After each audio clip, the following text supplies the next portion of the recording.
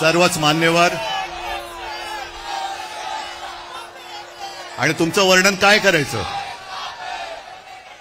जमलेल्या माझ्या तमाम जागरूक देशभक्त आणि खऱ्या मतदार बांधवांनो, भगिनींनो आणि मातांनो, माझ्या आठवणीप्रमाणे संयुक्त महाराष्ट्राच्या नंतर महाराष्ट्रामध्ये सर्व राजकीय पक्षांची एकजूट पहिला प्रथम झाली असेल.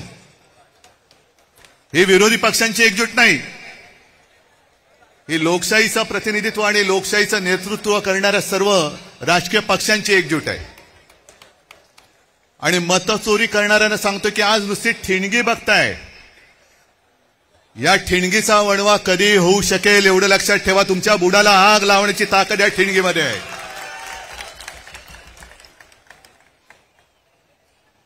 मध्यंतरी एक मी शब्द वापरला, तो गाजला. कोणता शब्द तुम्हाला कळेल? शोलेमध्ये एक डायलॉग आहे, दूर गांव में जब आधी रात बच्चा रोता है तो मां कहती है सो जा नहीं तो. तसं आज तुम्हाला सांगतोय की आता जागे झाल्यात, जागे राहा, नाहीतर अनाकोंडा आ जाएगा. या अनाकोंडाला आता आपल्याला कोंडावंच लागेल, कारण नाहीतर सुधारणार नाहीत. मला एका गोष्टीचं आश्चर्य वाटतं की एवढ्या सगळ्या धडधडीत पुरावे, आज राजनीती किती डोंगरच आहे तो, रोज कुठून ना कुठून तरी पुरावे येत आहेत, तरी सुद्धा आपले राज्यकर्ते आणि निवडणूक आयुक्त कसल्यांचे नोकर आहेत. आणि यांची खाका, मी अनाकोंडा का बोलतोय? काहीतरी गंमत किंवा चेष्टा मस्करी करायची म्हणून नाही बोलत आहे. यांची भूक शमत नाही. आपला पक्ष चोरला, निशाणी चोरली, नाव चोरलं, अरे माझे वडील चोरायचा प्रयत्न करतायत आणि तेही पुरेसं नाही म्हणून आता मतचोरी करायला बघतायत. बाकी सगळे इकडे एकत्र आलेले आहेत, पण सत्ताधारी याच्यामध्ये कोणी आलेलं नाहीये. मुख्यमंत्री मध्ये म्हणाले की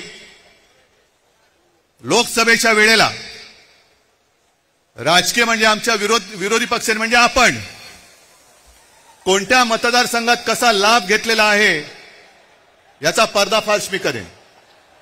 मी मुख्यमंत्र्यांना तुमच्या सगळ्यांच्या साक्षीने आव्हान देतो आहे की तुम्ही आमचा पर्दाफाश कराच, करूनच टाका एकदा. काय ते दूध का दूध, पाणी का पाणी. पण जेव्हा मुख्यमंत्री असं बोलतायत याचा अर्थ मुख्यमंत्र्यांनी सुद्धा ते मान्य केलंय की मतचोरी झालेली आहे, मतचोरी होते आहे. आज मला अभिमान आहे एका गोष्टीचा. आपण दरवेळेला असं म्हणतो की महाराष्ट्र देशाला दिशा दाखवतोय. आज संपूर्ण महाराष्ट्र आपल्या रूपामध्ये एकवटलेला आहे आणि तो देशाला दिशा दाखवतोय. मी तुमच्या सगळ्यांवरती आता एक जबाबदारी टाकतोय. तुम्ही सगळे, आपण बाकीचे आपले पक्ष वगैरे बाजूला ठेवून एकवटलेलो आहोत. ज्या गोष्टी आता आम्ही करतो आहोत, शिवसेना, महाराष्ट्र नवनिर्माण सेना, राष्ट्रवादी काँग्रेस, कम्युनिस्ट, शेतकरी कामगार पक्ष सगळ्यांचे कार्यकर्ते करतायत, तसं मी सर्व मतदारांना आवाहन करतोय, राज्यातल्या नव्हे तर देशातल्या, की सगळ्या जणांनी आपापलं नाव आपल्या यादीत आहे की नाही हे पुन्हा जाऊन तपासा. आणि आपल्या घरामध्ये आपल्याला न दिसणारी, आपली परवानगी न घेतलेली माणसं राहतात की नाही हे सुद्धा तपासा. कारण जर शौचालयामध्ये 100 माणसं राहत असतील तर तुमच्या घरात किती राहू शकतात? आणि मी मतदारांना का सांगतोय, कारण हे तर सगळे राज तू दाखवले, बाकीच्यांची जशी दुबार तिबार नाव आहेत ती. आज मी दाखवतोय एक असा अर्ज आहे की त्याच्या अर्जाखाली एक शेरा आहे. तो शेरा पहिल्यांदा वाचतो, त्याच्यानंतर मी नाव वाचतो की सदर अर्जाबाबत अर्जदार, आता अर्जदाराचं नाव मी नंतर सांगतो, यांची भेट घेऊन सदर अर्जाबाबतची पडताळणी केली असता हा अर्ज आम्ही केलेला नाही असा अभिप्राय मिळाला आहे. त्या आधारे सदर अर्ज रद्द म्हणजे बाद करण्यात आलेला आहे.